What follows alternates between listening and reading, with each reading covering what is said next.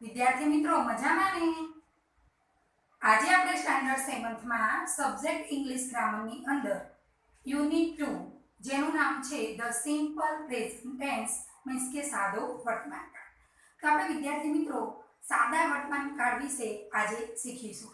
તમે અગાઉના ધોરણમાં સાદો વર્તમાન કાળ રોજિંદા જીવનમાં કેવી રીતે ઉપયોગ થાય તેના વિશે કેટલીક માહિતી શીખી ગયા છો. વિદ્યાર્થી મિત્રો આજે આપણે યુઝ ઓફ ટુ બી, બરાબર, તો ટુ બી સાદા વર્તમાન કાળ ક્રિયાપદના રૂપો જોવાના છે. યુઝ ઓફ ટુ હેવ, બરાબર, સાદા વર્તમાન કાળના રૂપો જોવાના છે. અને રોજિંદા જીવનમાં ટેવવશ થતી ક્રિયાઓ દર્શાવવા માટે મૂળ ક્રિયાપદ, દાખલા તરીકે ટુ ઈટ હોય તો ટુ ઈટની આપણે માહિતી શીખીશું. હવે વિદ્યાર્થી મિત્રો સાદા વર્તમાન કાળમાં તમે જો રોજિંદા જીવનમાં જે ક્રિયાઓ એમ કે ઉપયોગમાં થતી હોય તેના વિશે અહીંયા જો કોષ્ટક જોઈએ. કોષ્ટકની અંદર તમને અગાઉ કે ટુ બી ના કેટલા ક્રિયાપદો છે? 3. કેટલા છે? 3. એમ, ઇઝ અને આર, બરાબર. તો એમ કોની સાથે આવે, ઇઝ કોની સાથે આવે અને આર કોની સાથે આવે? તો આપણે કોષ્ટક દ્વારા સિંગ્યુલર એટલે કે એકવચન અને પ્યુલર મીન્સ કે બહુવચન આપણે ફર્સ્ટ પર્સન, સેકન્ડ પર્સન અને થર્ડ પર્સન, બરાબર, તેની જોડે કોષ્ટકમાં કેવી રીતે સાદા વર્તમાન કાળમાં ટુ બી નો ઉપયોગ થાય છે તે અહીંયા જોઈએ. હવે જુઓ ટુ બી ક્રિયાપદના સાદા વર્તમાન કાળના રૂપો. તો સાદા વર્તમાન કાળના રૂપો કેટલા છે? 3.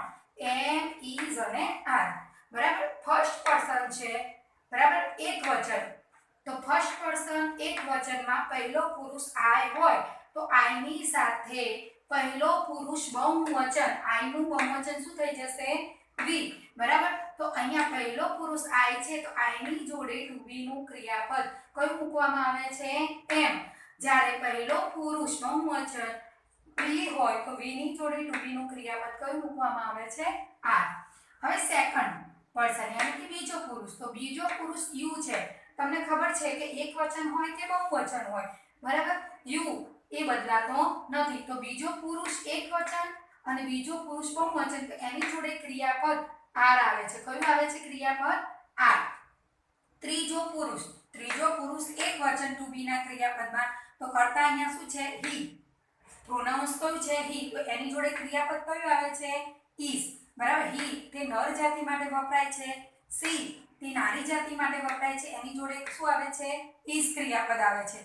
ઈટ એ નિર્જીવ વસ્તુ એટલે કે નાન્યતર જાતિ માટે વપરાય છે એટલે એની જોડે કયું ક્રિયાપદ આવે છે? ઇઝ. તો ત્રીજો પુરુષ એકવચન હી, સી, ઈટ જોડે કયું ક્રિયાપદ આવે છે? ઇઝ આવે છે.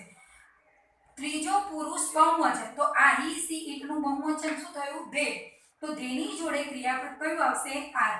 તો આ થયું ટુ બી ક્રિયાપદના સાદા વર્તમાન કાળના રૂપોનું કોષ્ટક. હવે વિદ્યાર્થી મિત્રો ટુ હેવ, તો હેવ અને હેઝ ના સાદા વર્તમાન કાળના રૂપો જોઈએ આપણે. તો એમાં પણ એકવચન અને બહુવચન. હવે એકવચનની અંદર ફર્સ્ટ પર્સન આઈ હોય તો આઈ નું બહુવચન શું થશે? વી, બરાબર. એમાં સાદા વર્તમાન કાળનું ક્રિયાપદ કયું આવશે? હેવ હેઝ માંથી? તો હેવ આવશે. વી ની જોડે શું આવશે? હેવ.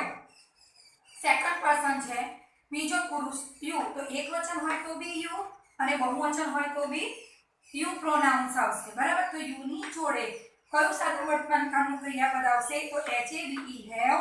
બહુવચનમાં પણ H A V E have મુકાશે. હવે થર્ડ પર્સન એકવચન, બરાબર. તો ત્રીજો પુરુષ એકવચન હી છે. હવે કહ્યું તેમ કે નર જાતિ માટે વપરાય છે તેની જોડે એચ એ એસ હેઝ આવશે. સી છે તે નારી જાતિ માટે વપરાય છે તો એની જોડે એચ એ એસ હેઝ આવશે. ઈટ તે નાન્યતર જાતિ માટે વપરાય છે તો એચ એ એસ હેઝ, બરાબર, આવશે. તો આ ત્રણેયનું બહુવચન શું થઈ જશે? ધે. તો ધેની જોડે આપણે હેવ હેઝના સાદા વર્તમાન કાળના રૂપોમાં કયું ક્રિયાપદ મૂકવામાં આવશે? હેવ. વિદ્યાર્થી મિત્રો આપણે જોયું કે એકવચન અને બહુવચન, ફક્ત ને ફક્ત ત્રીજો પુરુષ એકવચનમાં એચ એ એસ હેઝ સાદા વર્તમાન કાળનું ક્રિયાપદ વાપરવામાં આવે છે. બાકી બધાની જોડે શું છે? જુઓ, આઈ જોડે પણ હેવ છે, વી જોડે પણ હેવ છે, યુ જોડે પણ હેવ છે, યુ જોડે પણ હેવ છે, ધે જોડે પણ હેવ છે. ફક્ત ને ફક્ત ત્રીજો પુરુષ એકવચનમાં એચ એ એસ હેઝ ક્રિયાપદ વાપરવામાં આવે છે. હવે ત્રીજો નિયમ આમાં જુઓ સાદા વર્તમાન કાળનો ધ સિમ્પલ પ્રેઝન્ટ ટેન્સ, બરાબર. તો અહીંયા જુઓ કે રોજિંદા અથવા ટેવ વસ્તુથી ક્રિયાઓ દર્શાવવા માટે ટુ ઈટ કયું મૂળ ક્રિયાપદ છે અહીંયા જુઓ કે ટુ ઈટ તો ટુ ઈટ ક્રિયાપદના સાદા વર્તમાન કાળના રૂપો લખવાના છે તો વિદ્યાર્થી મિત્રો અહીંયા મૂળ ક્રિયાપદને આપણે ધ્યાનમાં રાખી અને રૂપ અહીંયા કોષ્ટક ધ્યાનમાં લઈ અને બનાવવાનું છે જુઓ એકવચન અને બહુવચન મૂળ ક્રિયાપદ કયું છે ટુ ઈટ કયું મૂળ ક્રિયાપદ લીધું આપણે ટુ ઈટ તો ફર્સ્ટ પર્સન એટલે કે પ્રથમ પુરુષ આઈ એટલે કે હું ની જોડે આપણે ટુ ઈટ માંથી મૂળ ક્રિયાપદમાંથી શું મૂક્યું ઈટ એટલે હું ખાઉં છું આવું સેન્ટેન્સ થયું બરાબર એનું બહુવચન આઈ નું બહુવચન શું થશે વી અને અહીંયા ઈટ માં ઈટ તો અમે ખાઈએ છીએ તો વી ઈટ એટલે અમે ખાઈએ છીએ આવી રીતે બહુવચનમાં થશે સેકન્ડ પર્સન એટલે કે બીજો પુરુષ તો બીજો પુરુષ યુ બરાબર બહુવચનમાં પણ યુ આવશે અને અહીંયા ઈટ મૂક્યું આપણે એટલે અહીંયા તું ખાય છે ફર્સ્ટ પર્સન એકવચનની અંદર યુ ઈટ એટલે કે તું ખાય છે સેકન્ડ પર્સન બરાબર એટલે કે બહુવચનની અંદર યુ ઈટ એટલે તમે ખાઓ છો તો આ રીતે એનું ટ્રાન્સલેટ થશે હવે થર્ડ પર્સન ત્રીજો પુરુષ એકવચન વિદ્યાર્થી મિત્રો વાક્ય બનાવવાનું છે એટલે જુઓ હી સી અને ઈટ તો આ હી હોય તો બી ઈટ્સ આવે સી હોય તો બી ઈટ્સ આવે અને ઈટ હોય તો પણ ઈટ્સ આવે આ નર જાતિ નારી જાતિ કે નાન્યતર જાતિ ત્રણેય હોય તો મૂળ ક્રિયાપદ ઈટ છે તો અહીંયા શું મુકાય ઈટ્સ એટલે કે એસ છે એ આપણે શું પ્રત્યય લગાવ્યો શું લગાવ્યો પ્રત્યય બરાબર તો અહીંયા હી સી ઈટ એટલે ઈટ્સ એ ખાય છે એવું થયું આ હી સી ઈટ નું બહુવચન શું થયું દે તો અહીંયા આપણે મૂળ ક્રિયાપદનું શું મૂક્યું અહીંયા ઈટ તેઓ ખાય છે તો વિદ્યાર્થી મિત્રો